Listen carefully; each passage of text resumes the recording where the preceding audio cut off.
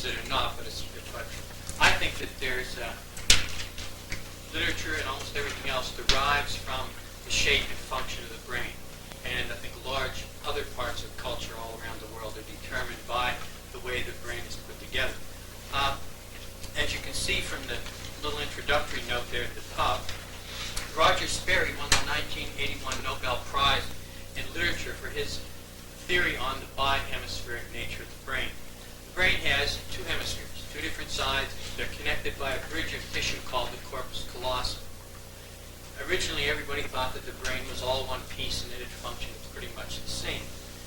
Even though through the 19th century, the anatomists had found that there are different parts of the brain that are assigned to different movements of different limbs. For example, there's a real large part of the brain that controls your tongue and an even larger part that controls your thumb and so on. But nobody really realized until Sperry started doing his experiments that there were very probably almost two completely different personalities inside of you. Two different people live inside your head. They think in entirely different ways. That's the way they process information is, of course, what makes the difference between them. Now, Sperry he was a doctor, and he had some epileptic patients. They were having seizures that were traveling across from one side of the brain to the other, and which were life-threatening. And he thought that maybe if he cut the corpus callosum, he'd be able to stop the spread of the epileptic seizures, short circuits. And of course, he cut the corpus callosum, and the seizures did cease. However, he found out that some peculiar things had happened to the patients that he performed these operations on. For example, he carried out an experiment with them in which he got a tray of objects, keys, a comb, a ball, he had some jacks, whatever he happened to find around, put them on the tray, and put a screen in front of the patient. And he had the patient reach through the screen and pick up an object. When the patient picked up the object with his right hand, he could name the object. This is a comb. But when he put the object back on the tray and was asked to find the same object again, he couldn't do it. However, if he put his left hand through the screen and picked up an object and then put it back on the tray, he could find the object again with no trouble.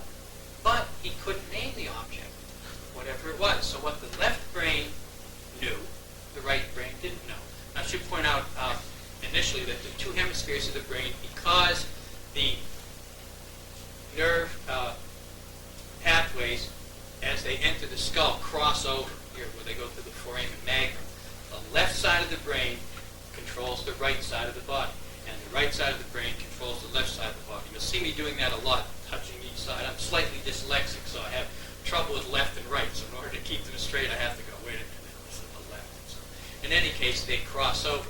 And what one half of the brain knew, once that corpus callosum, that bridge between the two was cut, the other side of the brain didn't know. This led Sperry to carry out a number of other experiments with his patients, and gradually he found out that these two sides of the brain process information in completely different ways. Some of his patients actually seemed to have two different personalities living inside him. For example, he had one patient who he had a mild stroke. He had some trouble after the operation tying the belt for his bathrobe. And he would tie the thing primarily with his right hand, and as soon as it was tied, his left hand would take it and untie it. And when his wife came and tried to help him with it, the right hand was perfectly happy to let her do the tying. The left hand would slap at her hand and push her away, like it didn't want her interfering with it. Now, gradually, over a long period of time, the two halves of the brain eventually seemed to come to some kind of a compromise, and the guy was able to live a moderately normal life. All of us have, of course, both hemispheres, and they both work together. But they seem to struggle for dominance across that corpus callosum, one being pretty much in control at one time, and another being in control of it at a different time. If you're really efficient in the way you think and operate in the world, the chances are that you probably shift hemispheres depending on the task that you're involved in. There are also, by the way, some sex differences in lateralization, in which hemisphere dominates. Men tend to have a dominant left hemisphere. Women tend to have a more balanced set of hemispheres. That, of course, allows them to be more adaptable. That may have evolutionary significance, biological significance. Apart from, granted, all women are not the same, all men are not the same. You will find men who fit the normal characteristics of women and vice versa. But generally, if you look at it from an evolutionary standpoint, it makes sense for women to have the best equipment, which they tend to do all over. Women have an extra layer of fat, which makes them less prone to starve to death, less prone to freeze to death. They're able to coordinate things better. Small muscle coordination is much better than it is in men. A number of areas in which they have better physiology. Well, it would also make sense to give them a more adaptable brain, since they are the ones who have to survive. If you have one man and 20 women, the species will go on. If you have 20 men and 1 woman, you can't replace fast enough. The species will die out. You just can't go on to another generation. So as far as the species is concerned, women are much more valuable. They have the children. They perpetuate the species. Therefore, adaptation is more important to them. The strong lateralization for men, which you'll see tends to lead to a very step-by-step, rigorous, less adaptable type of thinking, also has some biological adaptability. In other words, the basic function of men is to perish in defense of the next generation. That's primarily what we're made for. That's why we have the upper body strength. That's the one thing that males tend to have that females don't as an advantage, is upper body strength.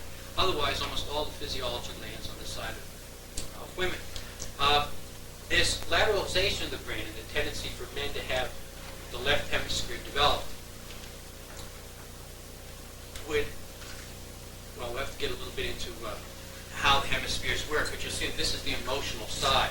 And from the point of being a protector and defending the species, you don't want a lot of emotion involved in that. In other words, saber-tooth, you can say, is going back millions of years. The saber-tooth tiger comes to the cave. If the male who's guarding the cave reacts primarily in terms of the right hemisphere of the brain and acts on the emotional side, he's going to run away. So we want that emotion suppressed so he can stand there and get himself eaten while woman and child manage to get further back in the cave, or the saber-toothed tiger gets full and says, well, I'll come back for them later, they'll be dessert or whatever. So there seems to be a biological advantage to that, to the way the brain has developed. One of the main differences between the two sides of the brain is the way that they think. In other words, the left hemisphere of the brain, which again is dominated by the right hand, which tends to dominate our culture, is verbal. In most people, the speech centers are in the left hemisphere of the brain. So this hemisphere of the brain then tends to think in words. In about 15% of the population, there are speech centers in the right hemisphere of the brain. In a very small percentage of people, there are speech centers in both sides of the brain. I had the feeling myself that probably poets, in particular, maybe most writers, are people who have speech centers in both sides of the brain. That would give them an enormous drive to express themselves, because instead of just having one side of the brain that wants to talk all the time, you've got two sides of the brain that want to do the talking. And so naturally, there'd be a tendency to always want to get those words out. How many of you have a voice in your head when you think? Oh, goodness, a lot of people I ain't going to tell them. People think I'm crazy. Your voice is in your head. That would probably tend to mean that you have a tendency to be dominated by the left hemisphere of the brain, where the speech centers are. If you don't hear a voice, if you think in pictures, then you're more likely to have a dominant right hemisphere of the brain. And again, no matter which side dominates, you still use both sides. It's just really a matter of emphasis. While the left hemisphere of the brain thinks in words, the right hemisphere thinks iconically. It thinks in icons, or symbolic pictures. That, of course, allows it to organize a lot more information than can the speech side of the brain. And the old cliche that a picture is worth 1,000 words. A picture, in fact, is worth a lot more than 1,000 words. You can pack enormous amounts of information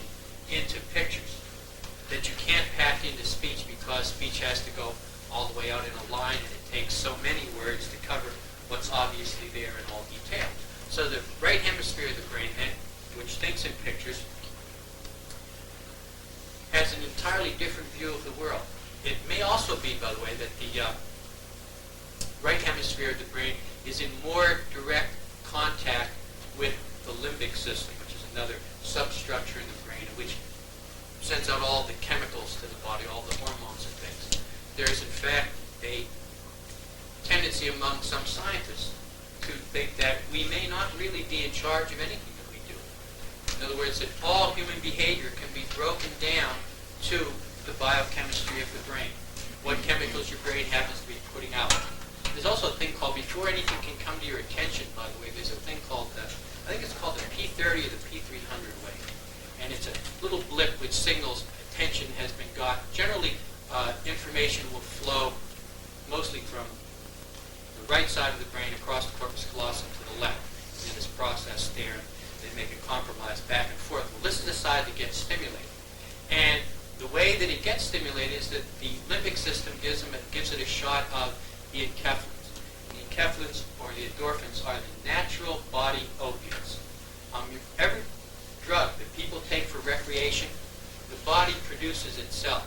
The reason we know this is about 1974 or 5. The National Institute of Health was doing work on junkies. They wanted to find out why junkies stayed junkies, why it was so hard to get them to not be junkies anymore. What they found out was that morphine and heroin had attached to receptor sites in the brain in a lock and key arrangement. In other words, the shape of the molecule for heroin and morphine fit right into these receptors that were shaped for them. Now that's a real paradox.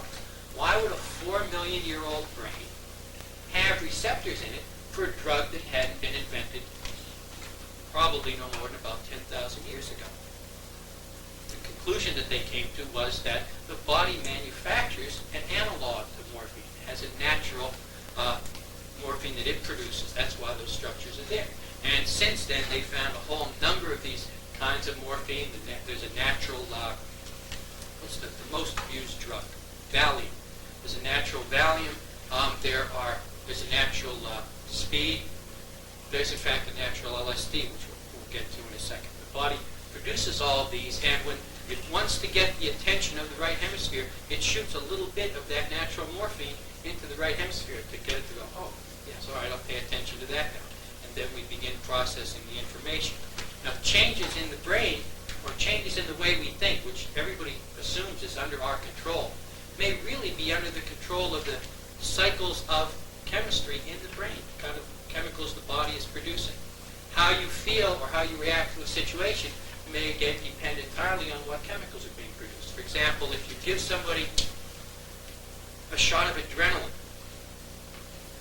they get very active, and their thoughts tend to be very active. And if you put them in a situation which is moderately threatening, and which they wouldn't react to too much, if you give them the adrenaline, they react very strongly, get very paranoid about the situation. So that a lot of what we normally assume is completely under our conscious control may not be under our control at all. We may not have that much control of what goes on in our brain. In fact, actually, there's another far less popular theory, which is just coming out now. There are little pieces of RNA, ribonucleic acid, which is the chemical that the brain sends messages to the cells with, and it's sort of like programming for them. And there are bits of those that are just floating around everywhere. It may be that our ideas are nothing more than little pieces of RNA, like little viruses, that get into the brain and make changes in the chemicals which then cause us to react in a particular way. In other words, our emotions may not be under our control. Rationalists tend to think that we're in charge of our brains. Actually, that may not be true. A good portion of the time we spend daydreaming. Our brain isn't going in a single specific direction that we've outlined and that we want it to go in. In fact, it's pretty hard to keep your mind on a single object. For example, if you close your eyes for a second, close your eyes and try to visualize an apple. See an apple in your mind's eye, and don't open your eyes again until you don't see the apple anymore, or until your thoughts wander to something else, or until you pat yourself on the back and go, boy, I'm really doing great at this.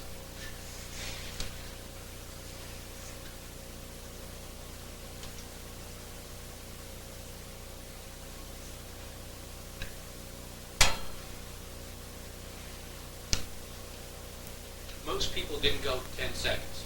Most people didn't go 5. And yet all of us think that we're completely in charge of our brains. And here we can't even control them for 15 seconds. I'll give you another test of how much in control of your brain you are. Do not think of a pink elephant. And we're in charge of our brains. And yet you can't not think of one. Now this idea, whether or not we're in charge of our brains and how much our brains have to do with what goes on in the outside of the world is the basis for just about everything we do and everything we think. Therefore, it's also the basis for literature. And as we go through the course, at times we referring back to this right and left hemisphere thing when we're talking about the specific kinds of literary movements that have shaped literature all over the world. You notice down in number 3, the speech centers, of course, occur in the left hemisphere. The right hemisphere tends to have music centers. It tends to be able to appreciate rhythm and patterns. That's, of course, because the right hemisphere, if you look down at number 5, is very good at, primarily tends to function in terms of pattern recognition. Before I can explain that, I guess I really ought to explain the difference between the functions in number 4. Categorizing or sequential logic. The right-handed brain, that is the left hemisphere, tends to categorize information. In other words, when information comes in to the left hemisphere of the brain, the first thing that it tries to do is to break it down into smaller amounts. Assign those smaller amounts to a series of fixed categories, which have already been established. It tends to operate on what's called sequential logic. When we get down a little bit further to Aristotle, he's the one who's most commonly associated with the idea of sequential logic. And in fact, when you use the word logic, most people think of sequential logic. Sequential logic has a kind of formal structure to it. For example, there are 3 typical styles to a sequentially logical argument, or an argument in what's usually called Aristotelian logic. And they usually work this way. The classic example is usually all men are mortal, Socrates is a man, therefore Socrates is mortal. That's the categorical statement.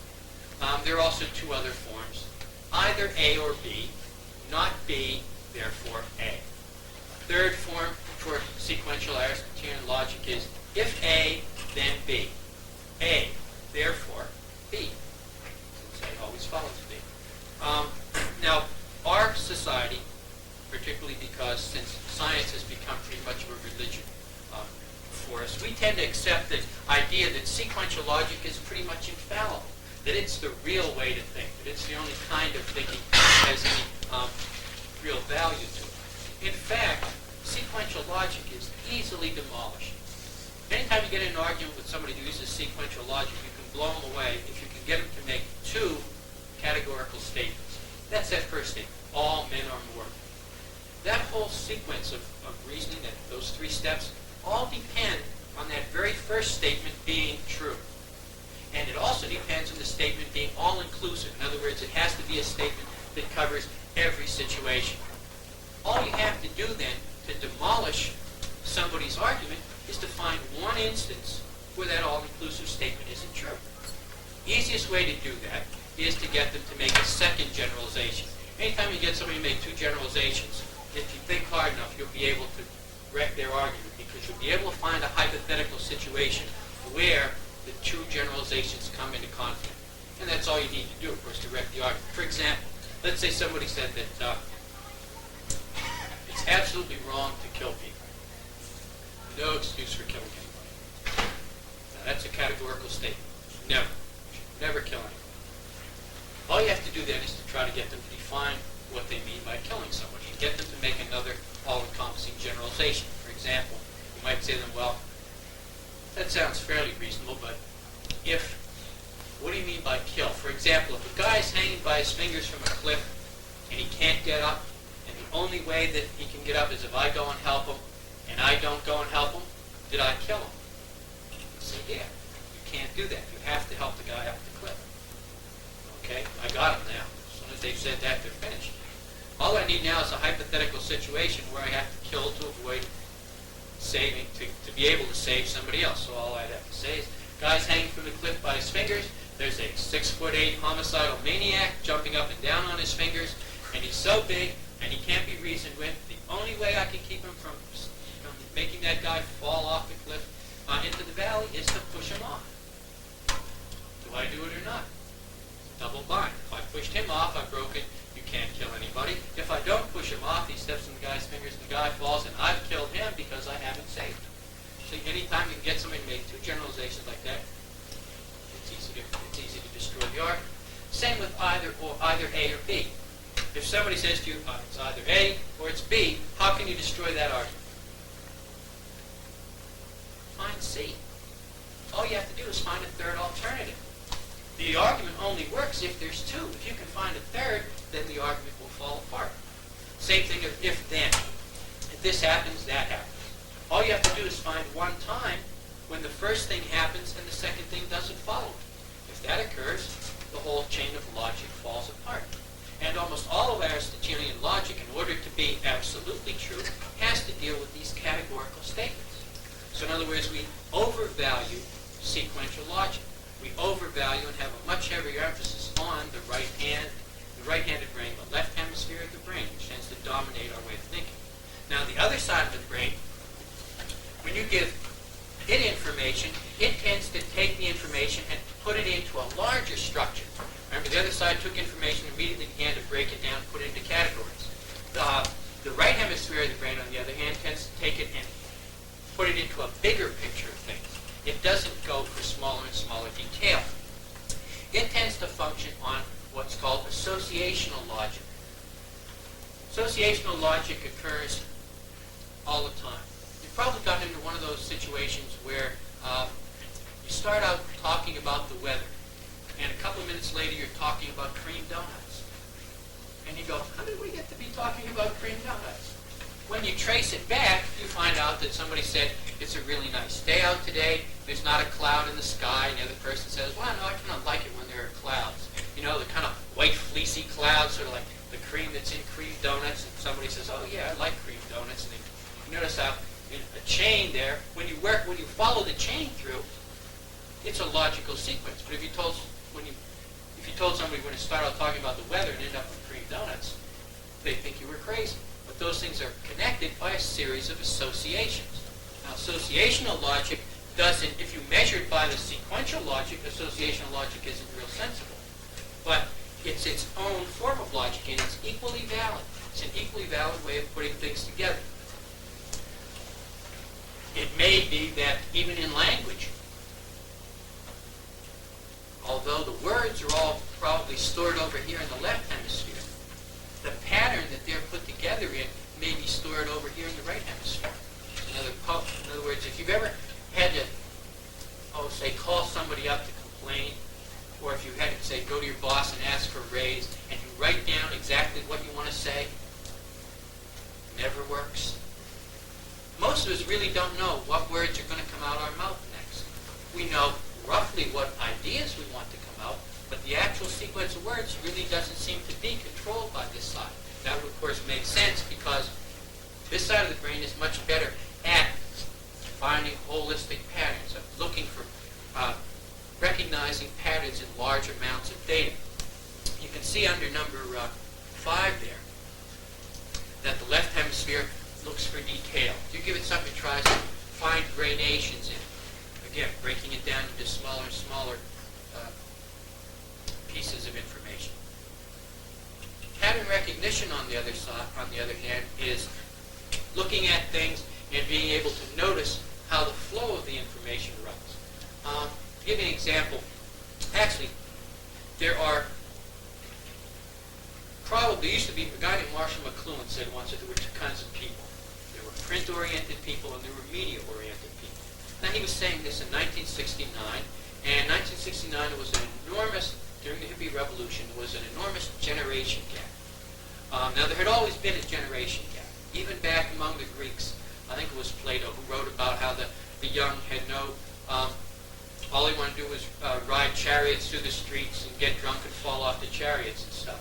While the older generation wanted to build the Parthenon and make great buildings and think great thoughts and so on, and the two could never seem to get together. But the generation gap seemed to be even more noticeable in the late 60s. And what McLuhan said was that that was primarily because of the way people had been raised. In other words, how they were trained to get their information. If you were born since 1950, the chances are that you're a pattern recognition person. Reason for that is primarily this. If you're born before that, you'll tend to probably be a sequential logic categorizing person. If you're raised in print, most of the information that you get comes in you through print. Print has a couple advantages. For one thing, it sits still. It's always there. You can go back to the paragraph before or the page before, and it's always there. Now that means if your information sits still, it's a lot easier to pay attention to individual details and to see how individual detail is important. So people who are trained on print is also linear. In other words, all of our sentences go this way, this way, this way. They follow in a line. When you read in a line. The ideas tend to come in a line. That conditions you to have ideas which are step by step by step, which follow one another in a sequential pattern. However, if most of your information, especially as you're young, is given to you through, say, television, you won't develop as much sequential linear thinking because television doesn't sit still. It does a couple things beside that. First of all, print talks to your eyes, but TV talks to your eyes and your ears. You've got two sets of information coming in that has to be processed simultaneously. Not only that, but TV doesn't sit still. It's not there. You can't go back, unless you have a videotape recorder, and see what the detail was that you missed. If somebody says something you don't quite catch it on TV, it's gone. Even people with VCRs don't usually back it up to see what it was the guy said. They normally watch and pick out the overall set of ideas that were presented during that period of time. That would tend to make you a pattern recognition person. In other words, because the information doesn't sit still, you've got to notice the general trend of the information. You may not know most of the details, but you will get the general idea. Print people tend to be detail people. They're not really comfortable unless they know the details of everything. Now, the generation since computers came out, since video games came out, are going to be even more pattern recognition than the current generation. People here who are 18 and 19. Kids that are 8 and 9 years old now, or the ones who are just are in kindergarten, 4 and 5 and stuff, are getting computers or playing video games from then on, are going to even be more oriented towards pattern recognition. I can see this all the time. When I go and play video games, the 12-year-olds all stand around and laugh. First of all, it's an old man playing video games to begin with, which doesn't go with the stereotype anyhow. But secondly, it's the way I play. I don't never get really high scores. The reason I never get really high scores is because I was raised on print. I'm primarily linear oriented. I play a game called, that I like the best, game called Tempest. And it's a grid that comes out from the center. There are these lines. And these little things come out and move up the line, and you have to shoot them. I love games that explode and have a lot of sound in them. You have to shoot these things. When they get to the top line, they come across and jump on you, and you lose. And you die, and you lose 3 times. That's it. Well, I watch the things come up, because I'm linear. I look at one of those grids, one of those little alleyways at a time. And I shoot the thing that's coming here, and then I look around. Oh, there's another one, and I swing over here, and I shoot that one. And then I swing around, and I shoot another one. But kids who are brought up on video games and who score much higher don't have to go step by step. They're pattern recognition people. They look into the center of that grid where these little dots that eventually come out and move up the little lines, and they know from watching those where they're going to come out next. So when they're shooting a thing here, they're already moving over to there. And they're planning to pick this one up at the end of their sweep and then to swing backwards and catch the ones that are coming up. Now you can't do that unless you can recognize immediately the pattern that's going to form next. In order to play video games well, you have to be able to recognize the patterns.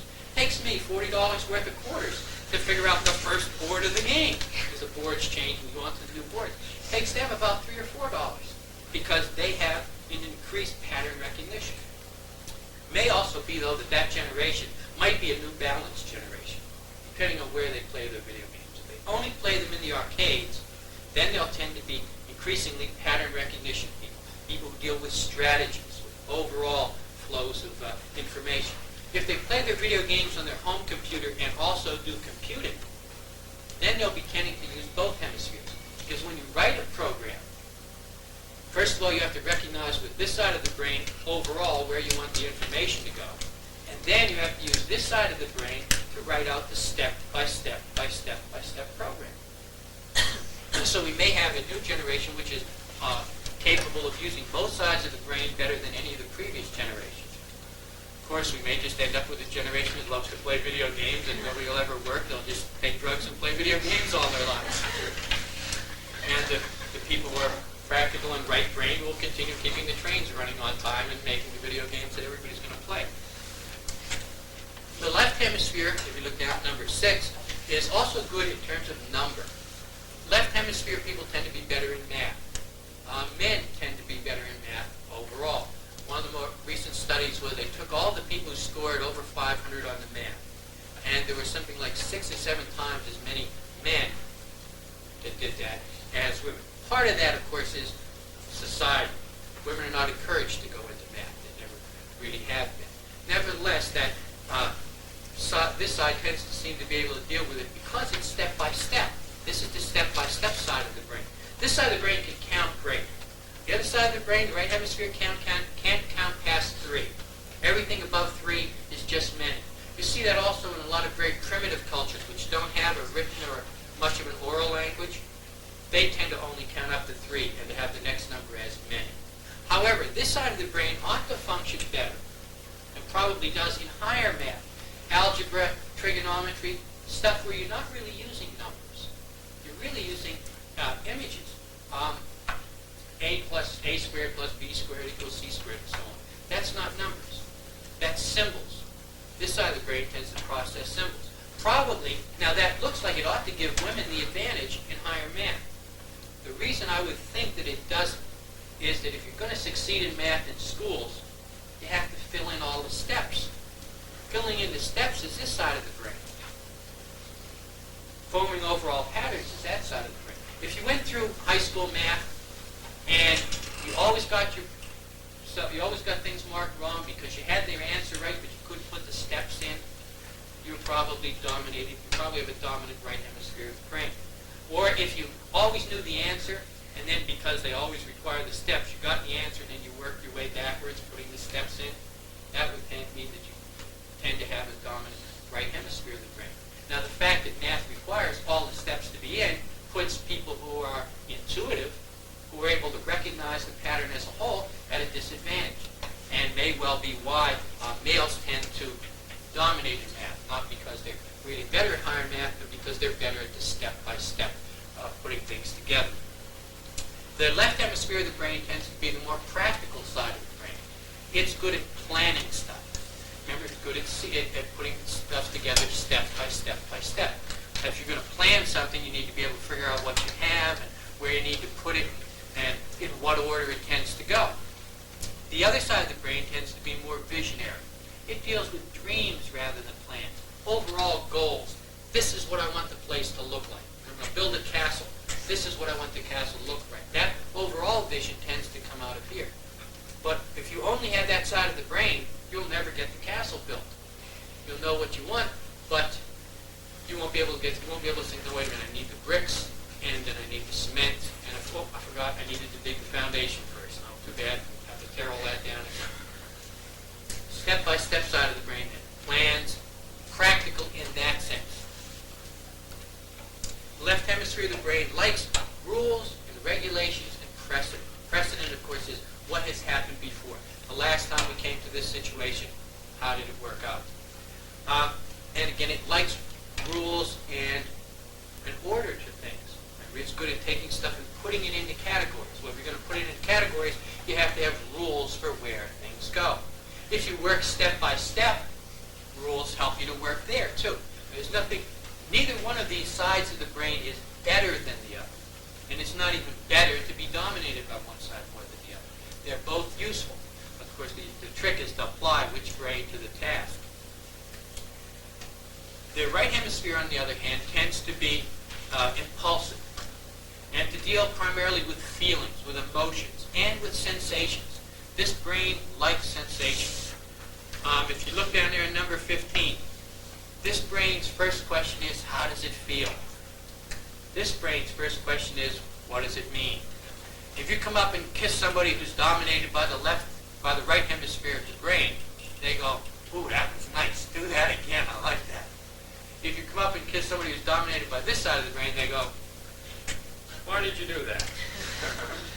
They're not interested in the sensation. Now, it may be, in fact, that one of the functions of the left hemisphere of the brain is to inhibit the natural emotional responses that come out of this right hemisphere of the brain. A recent study showed that people who have extreme phobias, fears of things, particularly fears of animals, tend to be people who have either a balanced brain or have one in which the left hemisphere is not dominant.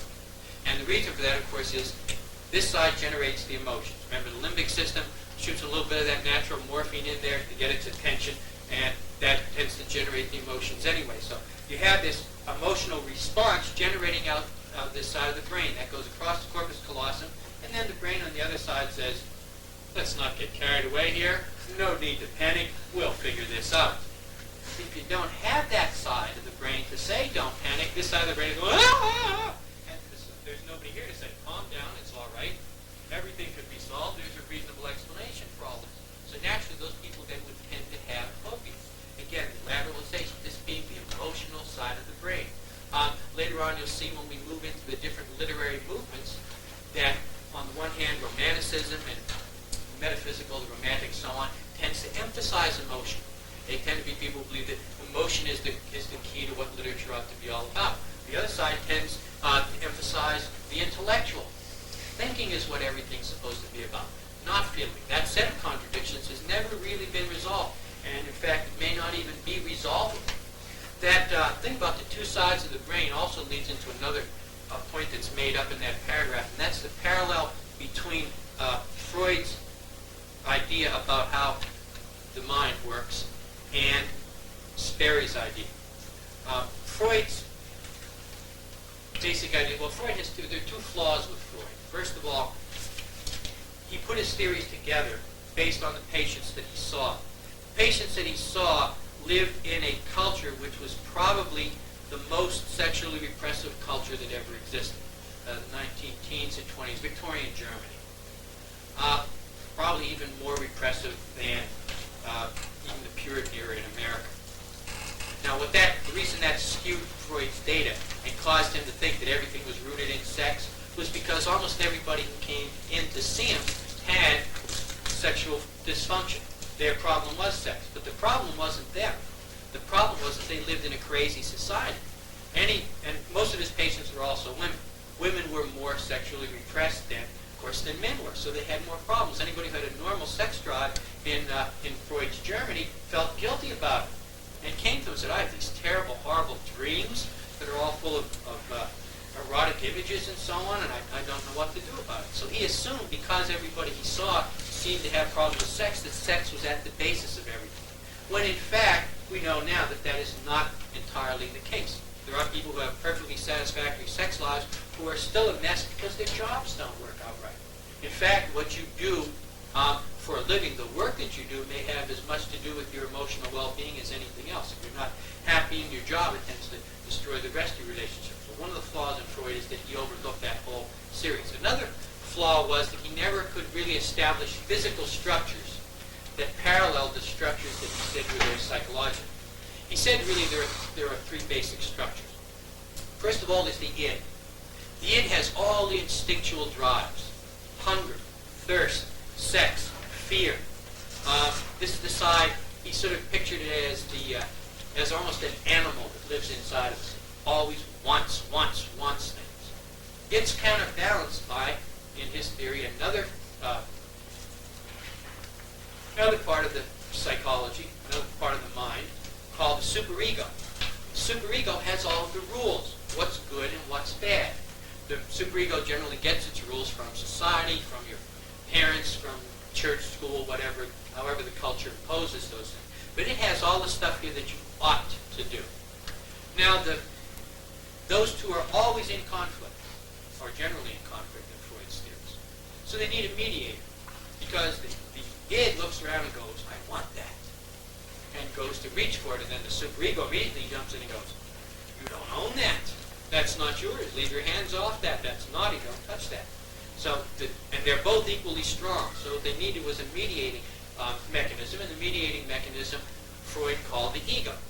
And the ego's job was to orient both of those drives towards reality. Basically to form compromises between the id that wanted all this stuff and the superego who had all the rules about what you were allowed to have and what you weren't allowed to have. Now that may well correspond to Speary's idea of the way the brain is shaped.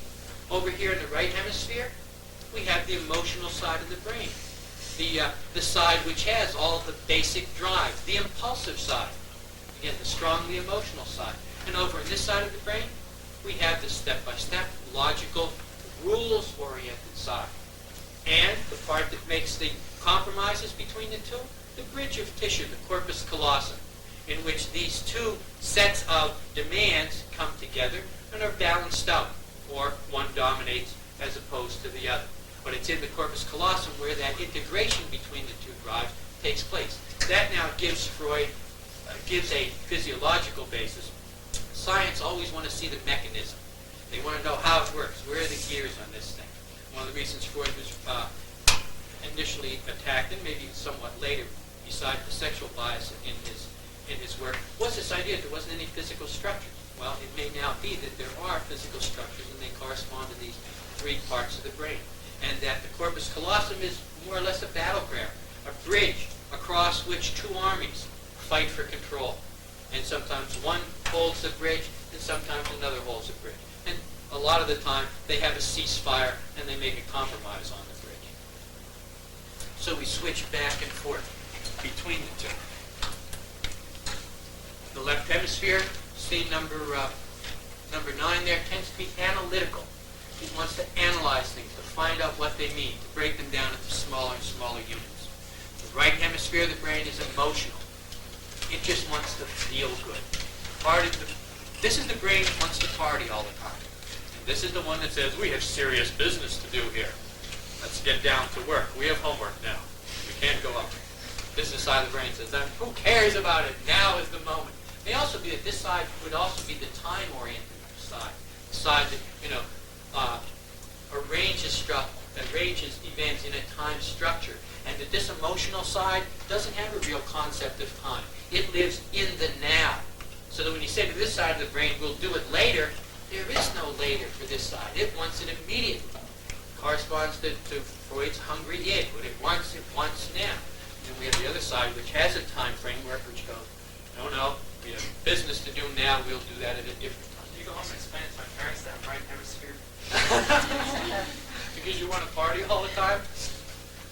I don't know, they would tend to be, it might work, because they would tend to be, if they're from my generation, they'll tend to be left hemisphere people. Their initial response will be that you should get your left hemisphere working and stop letting your right hemisphere dominate. But it might help to convince them. Of course, if you really succeed, though, you might turn them into right hemisphere people, and then you'll go home and there'll be no food on the table because they'll all be wrecked sitting around watching the soap operas. We don't go to work anymore. We decided you were right. The right brain is perfectly right. There is only now. And there's no tomorrow, so we better get it while it's here, while we're here. In fact, you'll see those attitudes really expressed in romanticism and rationalism when we get to them. Actually, you should be able to use a lot of this stuff on your parents or anybody else once you learn to manipulate those ideas. In other words, one of the advantages to this, say you're a business major, if you can figure out who the romantics are, your sales approach to them will be geared entirely differently than the sales approach to somebody who's dominated by the left hemisphere of the brain. In other words, you'll present a lot of rational arguments to them about why the product you want to sell them is real good if they're left hemisphere. If they're right hemisphere people, you want to show them how it's got a really pretty can, it's got a nice color, it smells good, you can spray it, it's nice to spray, the thing doesn't stick, all of the sensational parts of it is the way you would address them. So actually these ideas should come in handy in a lot of different areas. Primarily, you can think of the left hemisphere of the brain as the practical businessman. The one who keeps the books, the one who's there every day from 9 to 5, the one who likes routine and rules and regulations. And you can't denigrate that. I mean, that's important. Society doesn't run if you have all right hemisphere people. Maybe even if you have a lot of right hemisphere people, the society might even be in trouble because the trains don't run on time. If everybody just lives for the moment, nobody ever shows up for work, or they show up at 1:30, by which time other people who have shown up earlier said, well, on the other hand, there's a party next door, we'll go there, and they're gone by the time these people show up. So you really need the left hemisphere people, although generally, if you, again, are pattern recognition people, you might not think that they're all that worthwhile, but without them, things tend to fall apart. One of the reasons why romantics, right hemisphere people never take over completely, because they can't get organized. The hippie revolution fell apart because they didn't have rules, regulations, practicality. You can't fight a revolution unless you can get people with their guns to the right place at the right time. You got everybody lined up to get on the train to go where you're supposed to fight, and somebody starts passing out the dope and says, "Oh, the hell with it, man, it's a nice day. We'll fight them tomorrow. They'll still be there. They're always there." Nothing ever gets done. You have to have some sense of organization. And the right hemisphere doesn't tend to be good at that. Doesn't tend to be good at long-range planning. But it is good at establishing ideals, because that's always the problem with revolutions. You get right hemisphere people who stand up and say, this is the grand ideal we should go to. The only people who can get you there are the people from the left hemisphere. And when they get in control, they're the same tyrants you just threw out. Because they have the same, we have to be there on time. The only people who can fight a successful war are the people who do that. They get in control, and for a brief period of time you have some freedom, but eventually you go back to control anyway, to the authoritarian side. The left hemisphere tends to be authoritarian. It likes there to be a sense of authority, a sense of rules that everybody knows. In fact, there's a kind of cyclic shift, which you'll see that tends to go back and forth between these two structures, the completely free side and the very authoritarian side. Most people are in the middle. They like some structure, they like some freedom. What generally happens, though, is that the structure people get in control. And they like rules. Left hemisphere likes rules. They start making rules. And they make rules for everything. Well, after a while, there get to be so many rules that the people in the middle, who like some rules, begin to go, this is really tyrannical. We can't, this has got to be stopped. And of course, there's always the people who don't like any rules at all, who are always whispering in the ear of the great majority, saying, hey, we don't need all these rules. Let's get rid of them. Well, after the rules become oppressive, the majority tends to turn towards the side that doesn't want rules at all. And they come into power for a while. And that's good, because they get rid of a lot of the old rules. The problem is they can usually get rid of most of the rules. And rules have a function. They save us a lot of time in terms of how we react with one another. In other words, social conventions and traditions, which seem like they shouldn't even exist, like they have no real value, have the value in that they make us comfortable in terms of knowing how we need to react with one another. But when the non-rules people get in, for a period of time there, nobody knows how to react. Revolutions, social revolutions, things which change a culture, are always uncomfortable for people who like some sort of sense of order.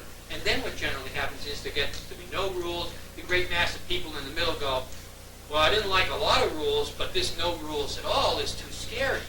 And so then they just lean back to the other side, the rules people. And they come back into power. And then they start making more rules again. They make too many rules, and the anti-rules people get to take over again. And we have this cyclic nature back and forth, back and forth. It occurs in cultures. It occurs in literature.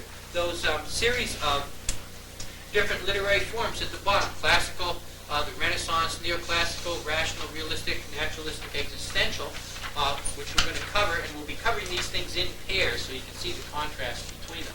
All really parallel the left hemisphere of the brain. The medieval, the Reformation, the metaphysical, the romantic, impressionistic, anti-realistic, etc., tend to correspond to the right hemisphere of the brain. They're the emotionally oriented. And these things replace one another in a cyclic fashion. The same thing that applies to society, too many rules, not enough experimentation and freedom, occurs also in literature and breaks down and has these cycles. Again, the practical businessman is in the right hemisphere. The artistic dreamer is in the right hemisphere. The right hemisphere, by the way, is particularly good at spatial relationships. That's one of the reasons why I was good at higher math.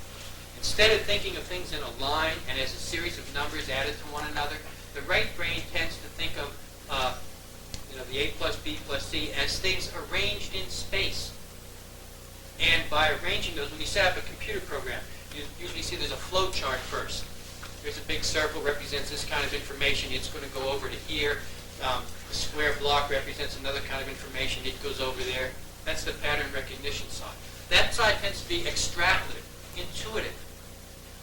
For example, the left hemisphere of the brain, if you put a dot here and a dot here and a dot way over there, and ask what the curve is, the left hemisphere can't give you an answer. It doesn't have enough data.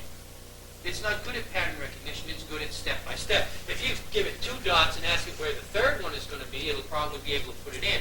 But if you put one way over there somewhere, it won't. However, the right hemisphere of the brain, which is used to working on small amounts of data, you give it a little amount of data, it looks for the big picture. It knows where it fits in. It will be able to draw you the graph because it's able to extrapolate. It's able to function on much less information. So that you can see how they both have a necessary kind of function. Aristotle, among the Greeks, by the way, may well have developed the culture they did because they were in a unique position. They had access to cultures dominated by different sides of the brain. The big empires to the east of Greece, Persian Empire, the Egyptian Empire, most of those empires were right hemisphere empires. They had a strong central government, a big bureaucracy. The reason for that, of course, is because they were based on an agrarian society that was primarily used irrigation. If you have a big irrigation system, you have to have somebody who can maintain that irrigation system. Single individual people or teeny groups of people can't do it. You need some sort of central authority. You also, and if you're growing that many crops, you also need somebody to defend them. That, again, requires armies. Armies and the irrigation system require bureaucracies to keep them going. And that, of course, leads to central government. Central government can only function if it has a lot of very strict rules that it applies. So, on one hand, the Greeks were exposed to this right hemisphere set of cultures. They also, though, had access to the people who had initially, when mankind spread out, had gone up into the forests of Europe. Now, in the forests of Europe, you don't need the right hemisphere nearly as much. Because in forests, you don't do a lot of farming. You're primarily a hunting society. Hunting societies don't need large bureaucracies. 500 people out hunting scare the game away. You hunt in small groups. So they would tend to be oriented towards the emotional side. Without any kind of a central government. Indeed, that's the way most of the upper European cultures tended to develop. They weren't big, they didn't develop societies with large central governments and big bureaucracies. They were primarily tribes. And the tribes were tied together on an emotional basis. The people who hunted together were bound by a mystical tie that allowed them to function together as a single unit. But they didn't get their orders from somebody else 500 or 1,000 miles away. So their side tended to emphasize not organization and intellection and rules, but emotions. The greatest hunter is the bravest hunter, is the one who can take his courage and go into the face of death continually. Well, you have to have belief. You have to have faith to continually put yourself in jeopardy. Rules won't do that for you. Now, the Greeks were able to, they had commerce with both of these kinds of cultures. And because of that, they tended to have both sides represented in their culture. Now, it's true that when we get to the classical period, you'll see that the classical period generally was dominated by the left hemisphere. More people paid attention to Aristotle probably than Plato. And Aristotle, remember, is responsible for Aristotelian logic. He also developed a philosophy of looking at the world called realism. And realism will come back a lot of times, too, and is the basis of a number of these theories and ideas which we'll be dealing with in literature. What realism essentially says is that the physical world, the world that we seem to perceive with our senses, is the real, true, and only world. What you see is what you get. Now, Plato and the idealists had a completely different version of things. They thought that the physical world was not real in itself, but was only a distorted reflection of a set of ideals. In other words, every table was a distorted reflection of a non-physical idea table that existed somewhere outside of the physical world. Every human being was in fact a distorted reflection of an ideal individual who existed outside of space and time in the physical world. Plato develops a thing called the allegory of the cave. And in that he says that what mankind is like we're all chained to our chairs and we're looking at this wall. Behind us is a big fire. Between us and the fire, people go by carrying objects on their heads. The shadows of those objects are cast on the far wall. Because we cannot turn around and look at the objects directly, we don't even know they're there. We think that the shadows that flicker on the far wall are reality, when in fact they're only a distorted reflection of the true reality which goes on behind our heads. Now the only way that you can know the true reality, you can see into the ideal world, is by intuition. You cannot reason your way there. You can only get there by sudden insight or by revelation. You can see how this idealism, as it's called, is really also the basis of religion. Most religions also believe that this world is not the real world. This world is a symbolic world in which all of the actions are significant not for what they cause here, but for their effect on a larger cosmic world which exists outside of physical reality.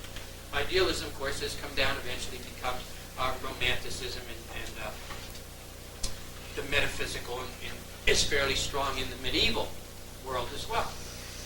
This difference, though, between thinking whether or not this is the real world actually has some modern underpinning to it, too. Science, which we tend to worship in the 20th century as being the ultimate source of authority and knowledge, in the 19th century, most people, in America at least, referred to the Christian Bible as the ultimate source of authority. In other words, if they had an argument with you, they would say to you, the Bible says. People don't say that now to solve arguments. To solve arguments, they say, science has found, research has shown, studies have proven. When in fact, science, research, and studies never actually prove anything. On a philosophical level, there is no such thing as a fact in science. There's only a temporary understanding of things. In other words, what seems to be true in science cannot be said to be absolutely true until all of the evidence is in. All of the evidence will not be in until the universe ends. No scientists will be around after that to find out what was the truth, but that doesn't disturb them. Until all the evidence is in, though, you don't have a fact. You have a tentative fact. You have a probability. You don't have a certainty. And yet, we assign to science this idea of certainty. People believe that science has the truth. In fact, it doesn't, even by its own standards, have the truth. It has a tentative truth, an approximate truth, a probable truth, one which may turn out to be true and may turn out not to be true. The idealist type concept of the world, before I get on to that, even from the rational scientific view of the world, what we see isn't really what's here. For example, this table is 99.99999% empty space. It's made up of atoms. The atom has a neutron and a proton and a number of electrons flying around outside of it, wherever it is. In any case, there's a big space in between them. The protons and the electrons are teeny, teeny, teeny things. It's like looking at the solar system. Sure, we got a lot of big planets, but if you compare the planets to the volume of space that they move around in, the solar system is mostly empty space. The atom is mostly empty space. This is made up of atoms. This is mostly empty space. The world isn't the solid, indestructible thing that we think it is. Now, from the idealistic version, we also have some indication that the world isn't what we think it is. In fact, and this relates to the difference between sensation and perception. If the realists were right, and the physical world is the only world, they assume that what we take in from the physical world is the truth. In other words, what we see of the physical world is what's out there. That's not so. For example, sight is edited at 5 different locations before it gets up to the brain and is perceived as sight. More than that, even. There's a hole in all of your vision. There's a little space at the back of the eye where the optic nerve comes in, which hasn't got any rods or cones. It's not sensitive to light. So in other words, when you look at something, there's a little hole in it, out of both eyes. We never see the hole, though. The reason we never see the hole is, let's say we look like a single frame, and there's the hole. Then the eyes move slightly to this side, hole now moves over. Well, we know where the hole is now, and we can see where the hole was before. In other words, we've got the information filled in by shifting back and forth. As it goes through different structures in the brain, then put those two overlapping images together and give us a single image in which there isn't any hole. But that's not the way the vision actually comes in. In fact, one of the places where decisions are made about what information gets passed on to the brain is in the eye itself. A certain number of photons have to hit a particular rod before it fires. And a certain number of rods have to fire before another impulse is sent further on to a second changing station. So in other words, we don't even see what's out there. We have almost a sub-brain in our eye editing the information that comes in.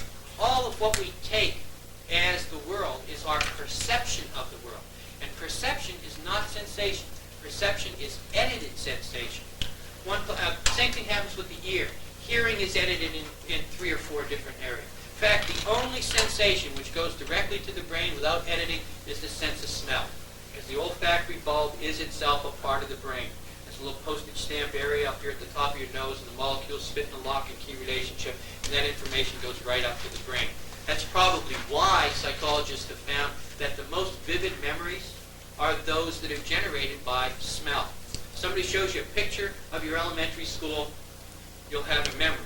But if you get a whiff of that soap that they wash all elementary schools with, you're back there instantaneously for a minute.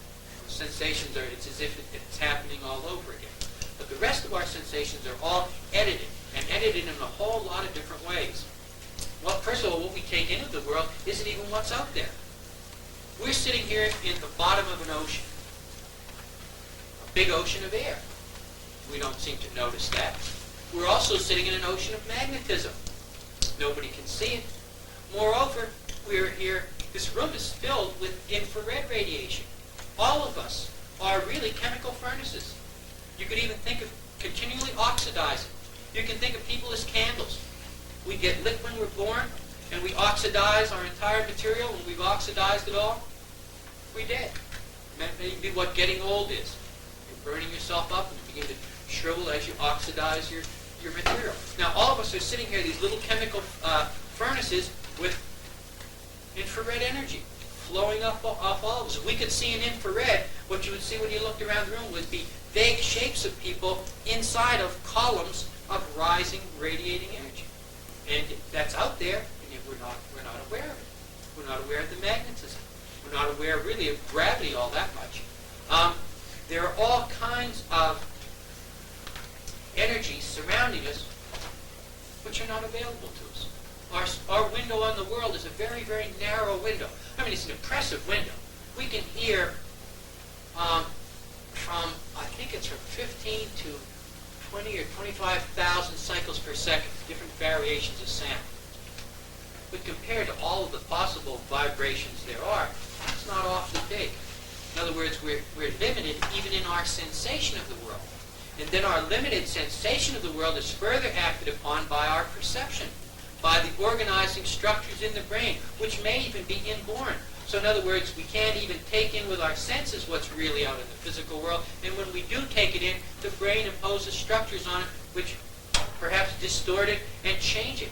It may be that the world isn't at all the way that we see or think that it is. It may be completely different.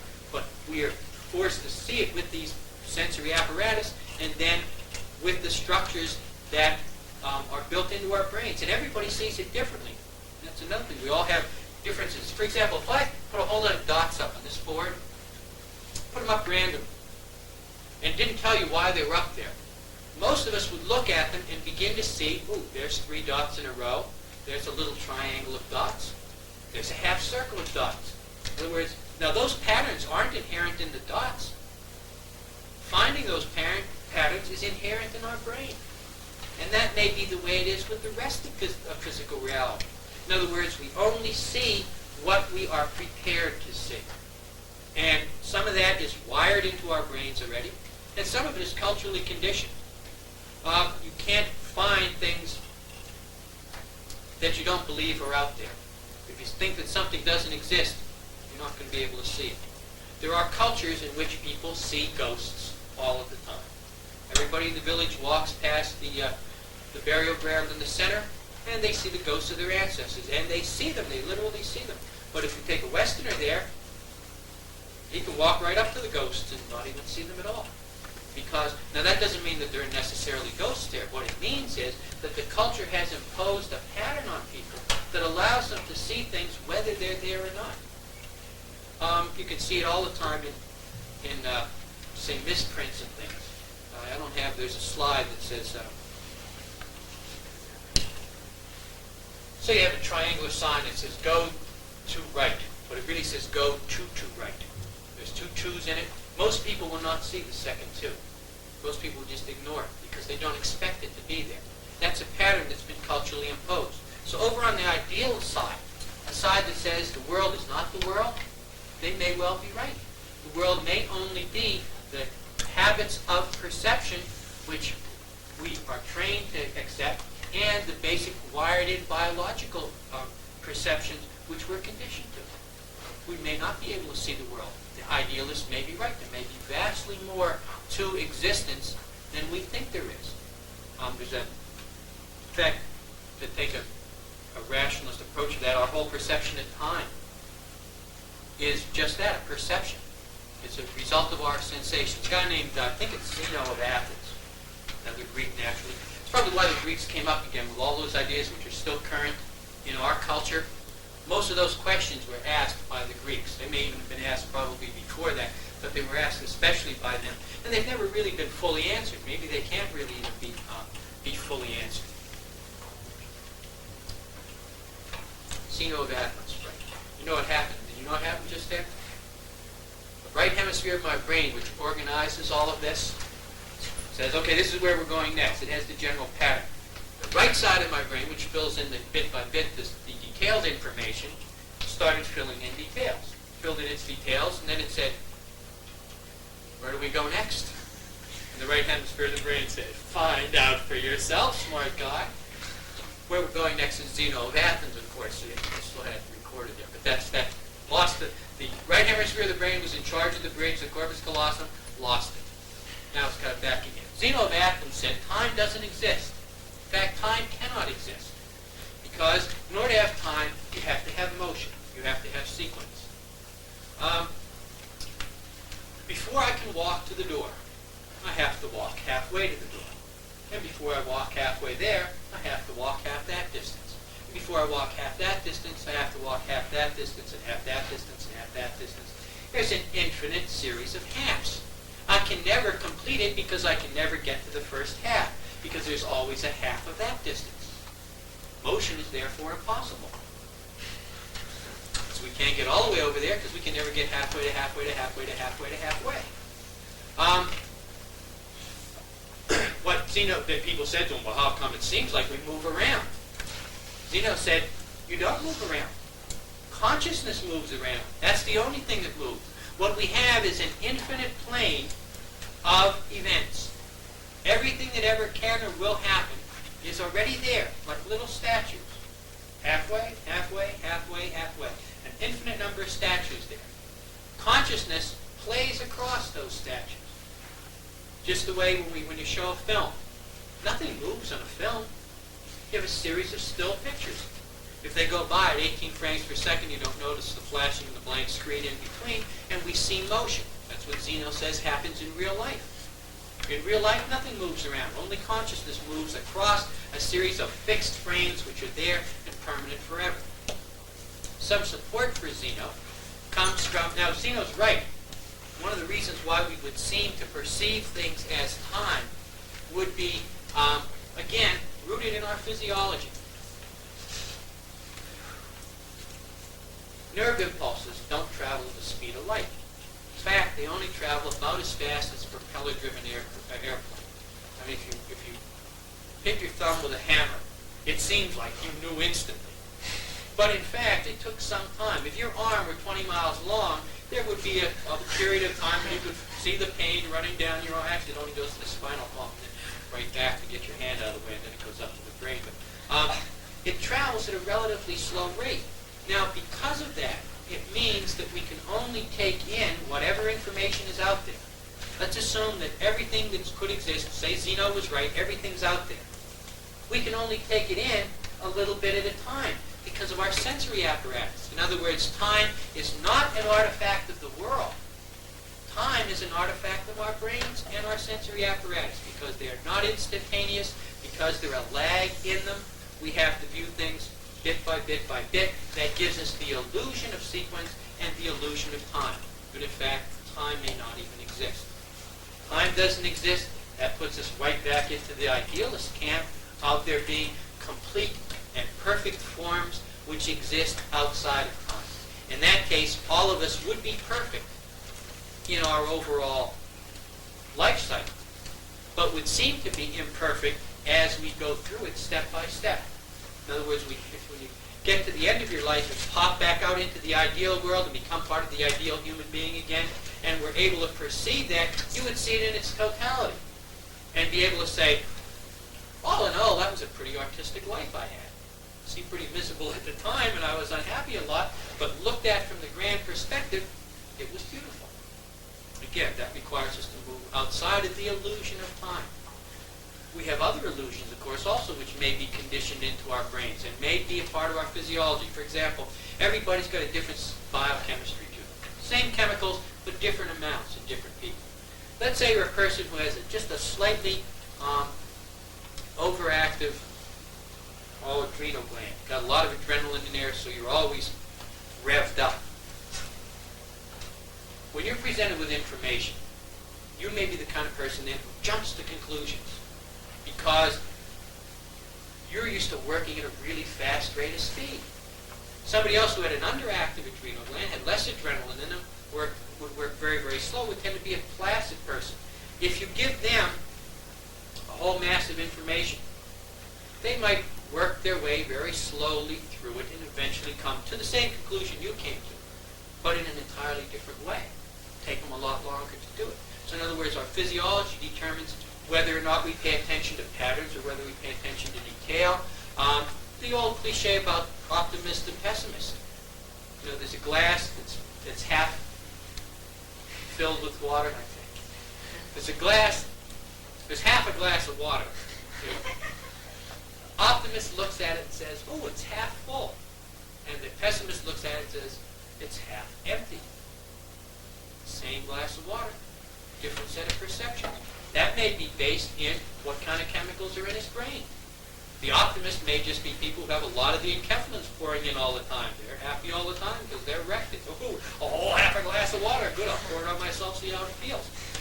Whereas the pessimist who's not got a lot of enkephalins, one of the functions of the enkephalins, that natural opium, by the way, wasn't just so that people could recreationally go crazy, because that's really what happens to you from a rationalist standpoint. Having too much of the enkephalins, having artificial drugs is really a way of being crazy as far as the realists are concerned.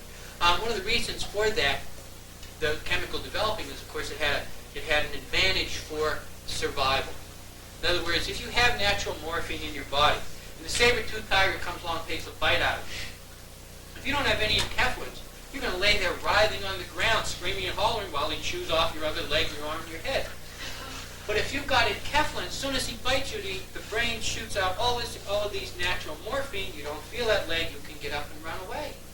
Those who got the enkephalins run away. They survive a lot oftener than the people who didn't have as good enkephalin system and tended to get eaten. That means they had children, they passed on their genes and their tendency to have a better enkephalin system, and that's probably how we eventually got to it. That thing of drugs, by the way, which will come back, because drugs do play a part in literature. The Romantics in particular are very strong on the use of drugs. And you can see why, being right hemisphere people, they would tend towards drugs, because to them, the only thing that's important is emotion and sensation.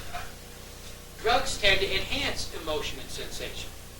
They don't, however, do very well with the other side of the brain. To a rationalist, the worst thing you could possibly do is to take any kind of chemical or anything else that would shut off this hemisphere.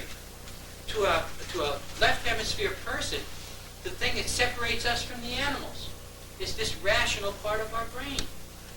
What kind of a maniac would throw away, even temporarily, that gift? that thing that separates us from all of the other beings, which are completely under the control of their emotions. To a left hemisphere person, drugs are a tremendous taboo because they take away what it is about you that makes you human. The right hemisphere people, though, like them because they seem to increase sensation. That's why there are recreational drugs, because they seem to increase sensation. In fact, they don't increase sensation. What they do is to knock out those editing stations on the way between the sensory apparatus and final perception. So in other words, normally you have a certain amount of sensation coming in. It gets filtered out at these different editing stations. You can see it when you go to study. You can study by an open window with traffic going by all the time. After a little while, you won't hear the traffic anymore. But if somebody comes in and whispers your name, even not as loud as the traffic, you'll probably your attention will come back and be focused on that. The traffic didn't get any quieter. It stayed the same, but you didn't hear it after a while. The reason you didn't hear it is because you have these editing stations, which are programmed. After that pattern comes up a couple times, higher centers of the brain go, we know there's traffic out there. I don't care about the traffic. Unless it sounds like a car is coming through the wall, don't bother us with that anymore. Do send up anything new, though, that comes in. And that's why when somebody comes in and whispers your name, that thing gets passed right on up to the brain. Now, when people take drugs, it blocks out those centers. So the traffic noise, which was being dampened in the editing centers, is no longer being dampened. And it seems like people are being overwhelmed by a flood of sensation. When in fact, all they've really done is gotten rid of this side of the brain and gotten rid of the editing stations in between. And of course, to a right hemisphere person, who cares? A right hemisphere person says, I don't care whether I'm getting more sensation or not, as long as it feels like I'm getting more sensation. Remember, feeling is what's important to that side of the brain. The emotions, I'm happier or whatever. The other side of the brain is the analysis that's more important. They don't want more sensation. In fact, more sensation is quite often a liability to the other side of the brain. Of course, the reason for that is if you've got too much information, one of the ways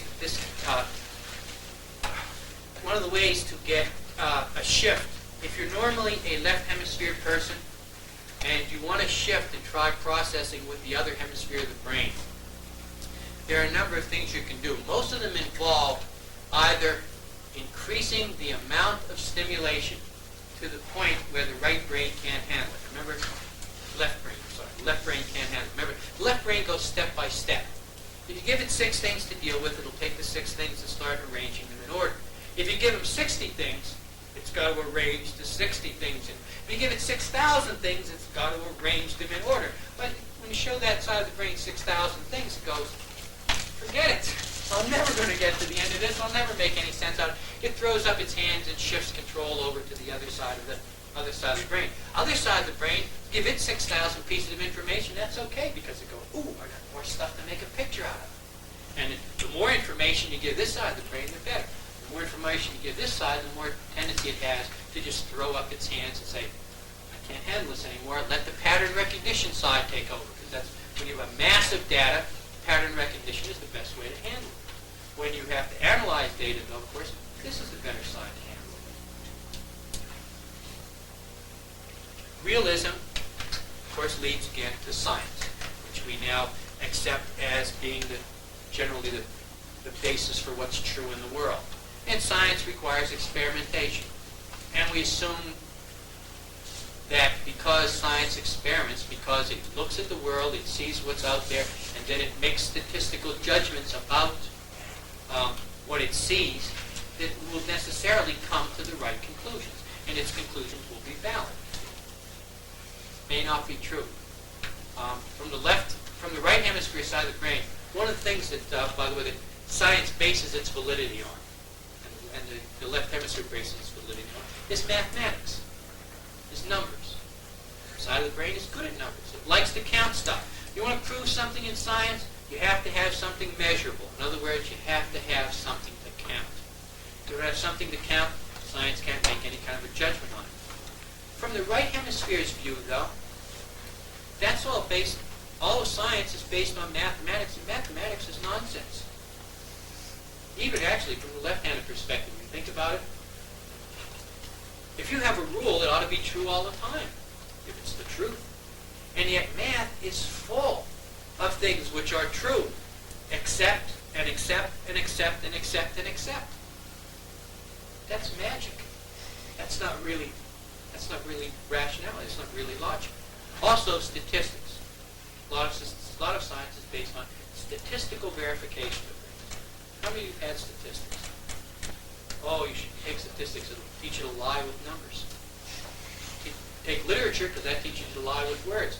But statistics, if you give me any set of statistics, I think I will probably be able to prove two completely opposite things from the same set of statistics. That's the advantage to it. You don't like the way things are coming out, you're looking for what most people do, and you've got this series of numbers about what they do, you average them. But the average comes out to be 50, and you wanted everybody to seem like they had 75. So what do you do then? You change it around. You look for the mean score, and then that'll move it up a little bit, or you look for another score. Or else you throw away a whole lot of scores, and that moves the average up to where you want it. It's easy to eliminate the scores because in any kind of an experiment, you will always have data which doesn't clearly fall on one side or the other. There'll always be a bunch that'll fall in the middle that might go either way. Which side you shift that block to will determine what outcome you want. So from the right hemisphere side, science is all nonsense because it's all based on mathematics, and mathematics is all nonsense because it's got so many contradictions in it, because you can manipulate it any way you want.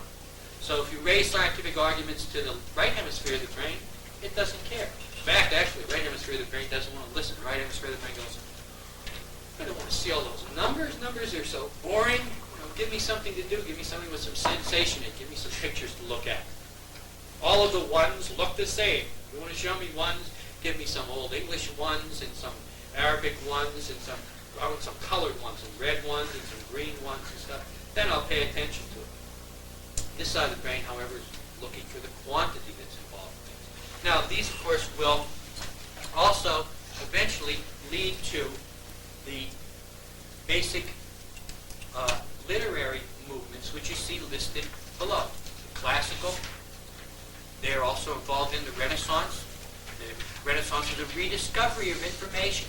It heavily emphasized the intellectual, the thinking, as opposed to the feeling part. And we get to all of the forms of romanticism there from the medieval on. They will tend to emphasize the emotional side, the extrapolative side, the religious side also. Right hemisphere of the brain tends to deal with faith rather than fact.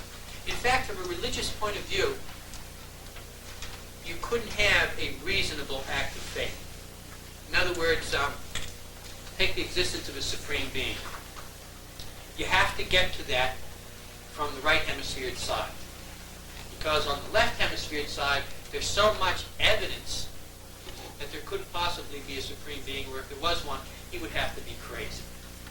What kind of a being would create AIDS? Autoimmune deficiency. What kind of a supreme being? 19th century really worried about this. What kind of a supreme being would invent the ichneumon wasp? The ichneumon wasp lands on a caterpillar, sticks its ovipositor in it, or drills a hole into the caterpillar, and deposits its eggs in there. The eggs hatch, and then eat the caterpillar alive. They're very clever eggs when they hatch. They don't eat any vital organs. They eat around them until they're grown sufficiently, and then they eat the vital organs last and eat their way out. That's pretty sick. What kind of a being could create something like that? On the rational side, you couldn't believe in the existence of a supreme being. However, the right brain finds that no problem whatsoever.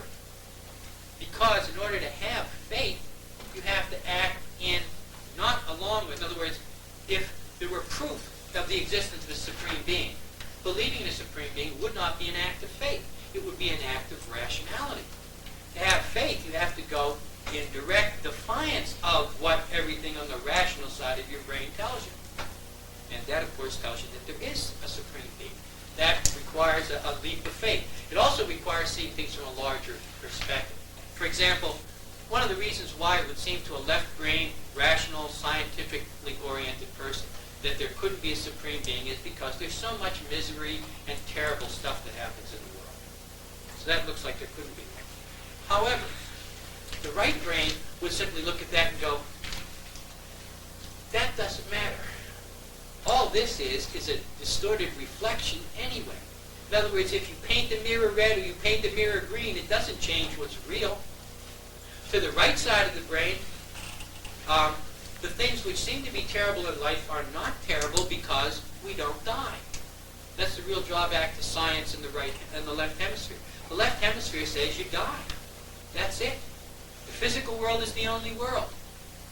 And you die in the physical world. Your body will decay, you'll burn, you'll oxidize all of your fuel, and you'll be gone. Science, in fact, cannot see any life beyond the life that we have because it is limited to what's measurable and to what's here in the seemingly physical world. But to the right hemisphere of the brain, to the idealists in the world, none of that matters. We don't even exist here. We exist to the idealist in the ideal world. From a religious standpoint, from the ideal perspective, none of us is anybody except God in disguise. We're all masks put on by the Supreme Being. And when the masks are taken off, the Supreme Being doesn't cease to exist. The portion that was in the mask doesn't cease to exist. It simply recognizes the whole of itself finally. So for the right hemisphere of the brain, misery in the world is not misery. It only seems to be misery because we're looking at it from a distorted perspective. We're looking at it from the perspective of the physical world. And the physical world is not important. I mean, it's important, but it's not the most important thing. The most important thing is what goes on out here in the ideal world. So there is to the right hemisphere people, maybe that's why they're so much into emotion, they can afford to be happy because they don't have to worry that the rational conclusions are that rationally we've got to expect that if mankind doesn't destroy himself, he will eventually cease to exist anyway. The best bet for evolution is the beetles. No, not the beetles, because obviously one of them already disappeared. Beetles. There are more species of those than there are anything else. So they're the most likely to make it through. We're not all that likely to make it. So from the rational perspective, you'd have to think mankind was going to die off. But from the idealist version, from the right hemisphere version, we can't become extinct because we're not here anyway. We're somewhere else. This is just an illusion. This is all a dream. And when we wake from this dream into the ideal world, we'll look back at it and go, hey, great dream. Scary, but nice. Or erotic, but nice. But either way, it's a good dream. Sure, there were Newman wasps that ate up the caterpillars. And that looked terrible. But once we got outside of it, we saw that the caterpillars were an illusion and the wasps were an illusion. Or the wasps and the caterpillars were simply other forms of God in disguise. Was God in disguise as a caterpillar? And God in disguise as a wasp. How can God hurt himself? He eats himself up as a caterpillar? And what does that matter? Caterpillar's gone, God's still God. The Supreme Being is still there. The ideal world still exists. The ideal of caterpillars, of which all caterpillars take part, still exists. So there is no reason to be unhappy or sad. Everything goes on forever. We're immortal from the right side of the brain. And if we're immortal anyway, then we might as well have a good time while we're here, which would also fall in with the right side of the brain's idea that it really ought to be a party all of the time. It's the rational side that says life is terrible and hard. In fact, the pessimistic side of the brain probably is the left hemisphere.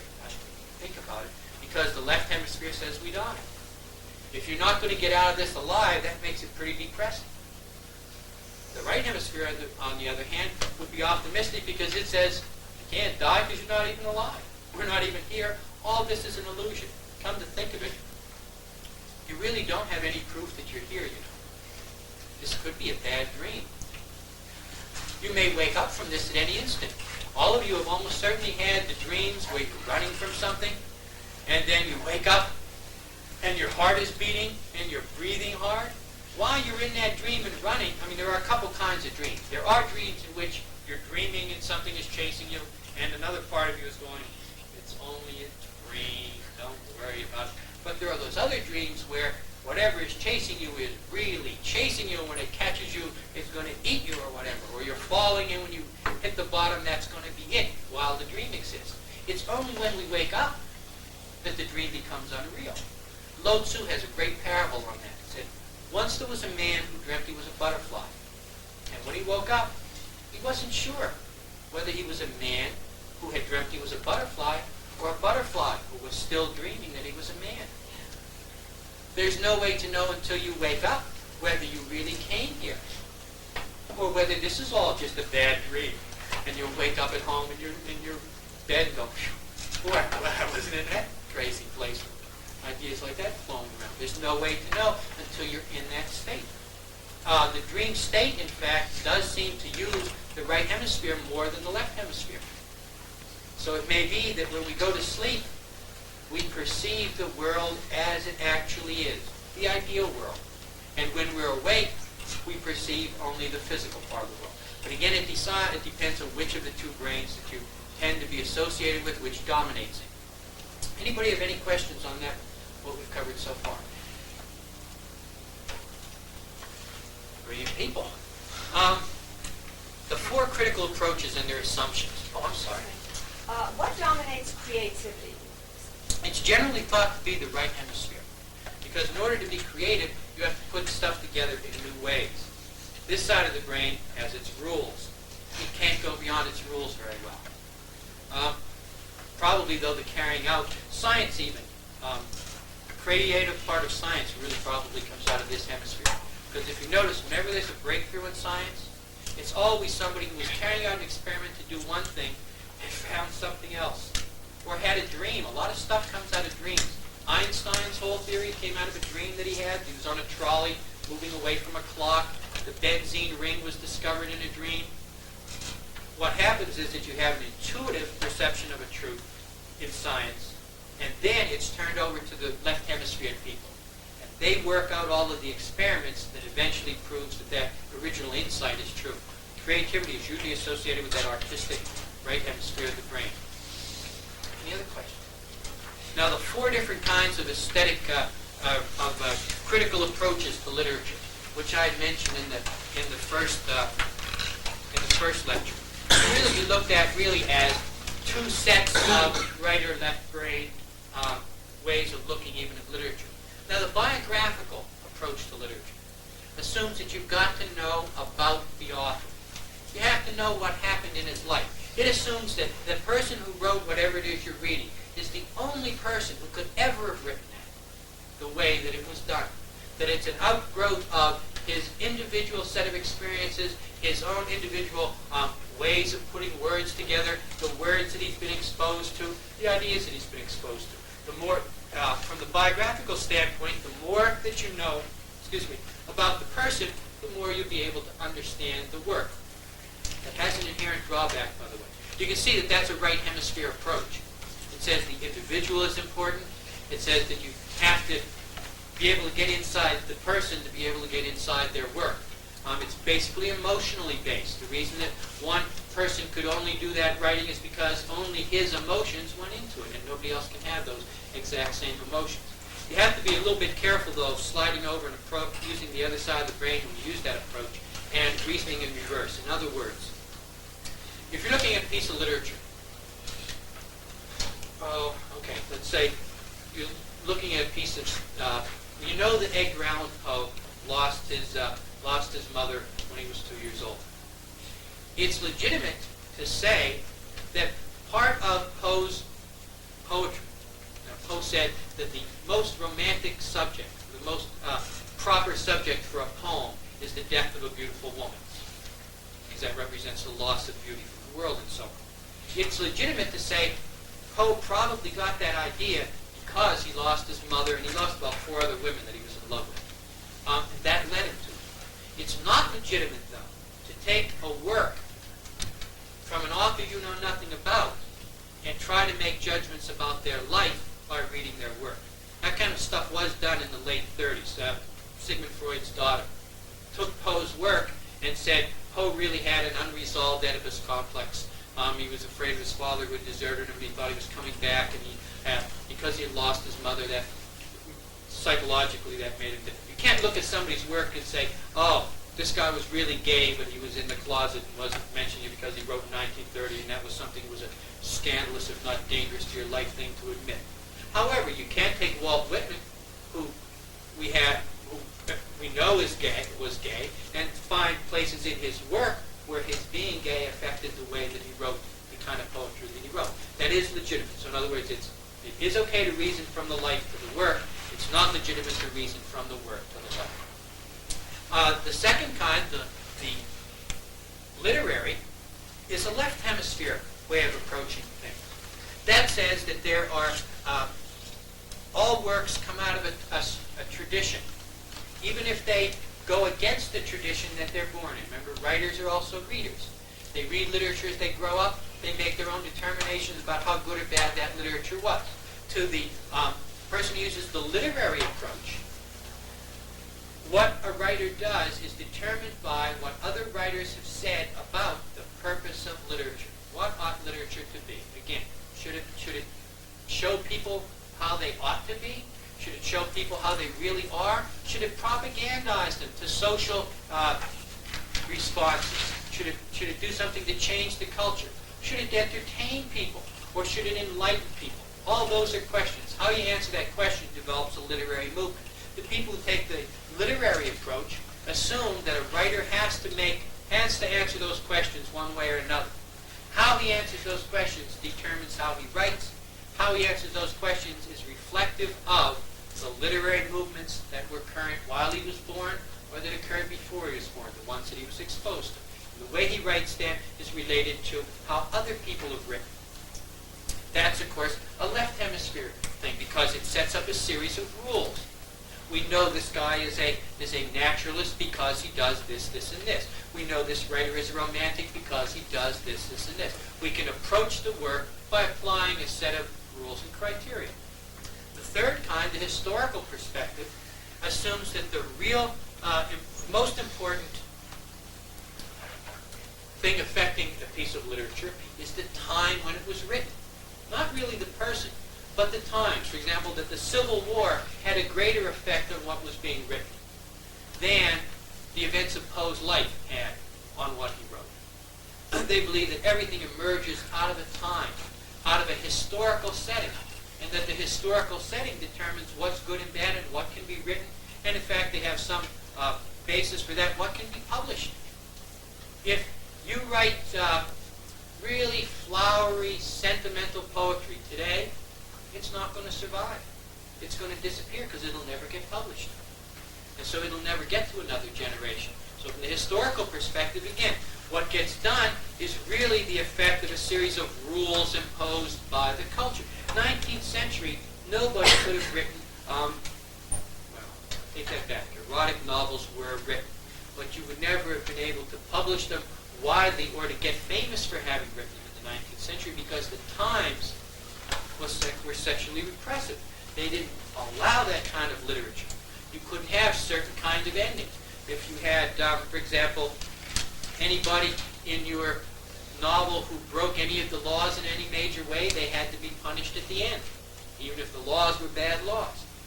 Again, the historical perspective determines the work. That's another left-brain approach. It says we can figure out the various characteristics and apply them.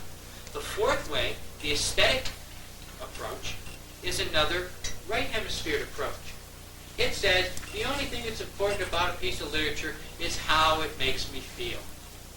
The search for the beautiful. What happened to the author that caused him to write it doesn't mean anything. What happened historically doesn't mean anything. And what literary historians and critics and English teachers say about it is all nonsense. What's important is how does it work on me? Again, you can see how that emphasizes the emotional, the individual. And that assumes that a work of art, unlike the other versions, that assumes that a work of art is primarily an interaction. That a work of art is not fixed in time. It's not even fixed by the intention of the author. Every piece of literature that's read is read differently by each individual. I mean, will be read differently by different generations of individuals. And what the book means is not what's in the book, but what comes out of the interaction between the reader and the work itself, which is often the reason why authors don't get to be famous or get a real following until after they're dead, because by then a different generation has grown up, which is able to interact with that work in a different way than the writer's contemporaries were able to interact. But it's the interaction that's at the basis. You can't have a great novelist unless you've got great novel readers. You can't have a great short story writer unless you've got great readers of short stories. And there have to be a lot of great readers of short stories. Anybody have any questions on the critical approaches? They're basically the four that the course uses, and as we go through, we'll be doing each of these things that are mentioned from 16 on, classical, Renaissance, and we'll be doing them the same kind of comparison and contrast that we've done with the right and left hemisphere. That, of course, is going to be the second half of the course. Next time this group meets in the small group, we will be discussing the right and left hemisphere a little more. And then the next, of course, lecture, as it says on the schedule, is going to be poetry.